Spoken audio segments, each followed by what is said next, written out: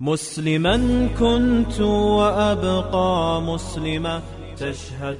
مسلمانان ستا دا درته وایم هغه پیمانه اسلام نسته چې الله عزوجل یې غوښتنه کوي، ځکه الله عزوجل سزاوې راکوي، ځکه مستریاوې په برخه دي. موټران مغلا کیږي، کورونه مو وهل کیږي، پر سر وهل کیږي، ټکول کیږي. ولې وهل کیږي؟ الله ته باغیان یو، الله ته یاغیان یو. مریی چې د بادار خلاف راپورته سي، هغه مریی به روزانه پر سر وهل کیږي، ټکول کیږي به. نو بنده چې د الله په مقابل کې راپورته کیږي، الله پاک وایي سود مه خوره، زه خورم.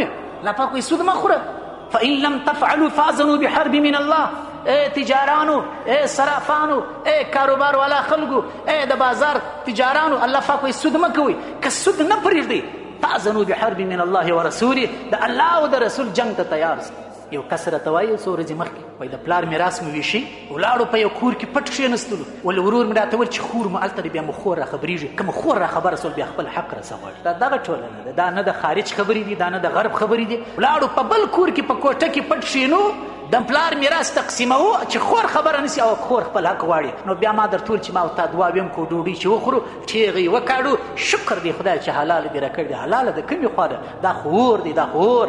ان الذین یأکلون اموال الیتاما، هغه کسان چې د یتیمانو مالونه خوري ظلما په ناحقه سره، انما یأکلون فی بطونهم نارا، دا پر دې دنیا هم په خېټه کې اور اچي. وسیصلون سعیرا، په آخرت کې به هم دوی چیرې وي، ګرم ورته داخلېږي. دا ایثار ولې ورک سو؟ صحابه هم ځکې تر قربان کې ته خدای ورکړی حق نه ورکوې. یوصیکم الله فی اولادکم، الله عز وجل وصیت کوي تاسې ته په څونه ښایسته الفاظو. وصیت درته کوم، الله تاسې ته وصیت کوي. للذکر، نارینه مې نازولي دي 3000 روپۍ که پلار په میراث کې پرېښولې او تر شا یو زوی او یوه لور پرېښول، الله پاک وایي 2000 یې د زوی دي، 1000 یې د لور دي، پروا نه کوي. ځکه چې د زوی ذمهداري ډېرې دي، ولور یې د غاړې دی، د باندې مشکلات یې د غاړې دي، اولادونه یې په غاړې کې دي. نر الله په قرآن کې نازولی دي. لیکن زه او ته راولاړېږو چې درځه میراث په پټو وشي، داسې نه چې خور خبره سي او بیا خور خپل حق راسه غواړي. بعضې کسان بیا څه کوي؟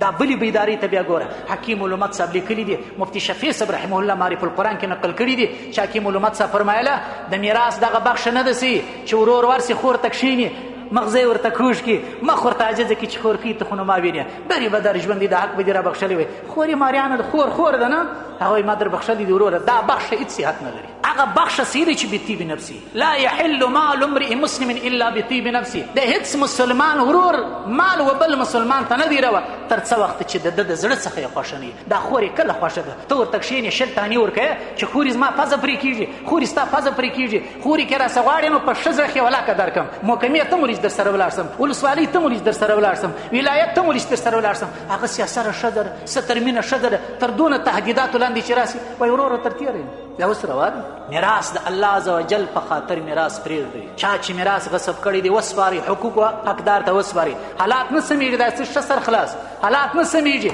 حالات هغه وخت سمیږي چې باغیان بندگان الله ته رجوع وکړي. او دا رجوع په داسې نه ده چې ته رالې 2 رکعته نفل دې وکړه، توبه دې وکړه. توبه هغه وخت قبوله دي چې ستاسې د الله په حق کې کوتاهي سوي، لیکن د بنده په حق کې کوتاهي په توبه نه معافېږي. عشت سأبقى مسلما فاجعل اللهم مني مسلما فاجعل الله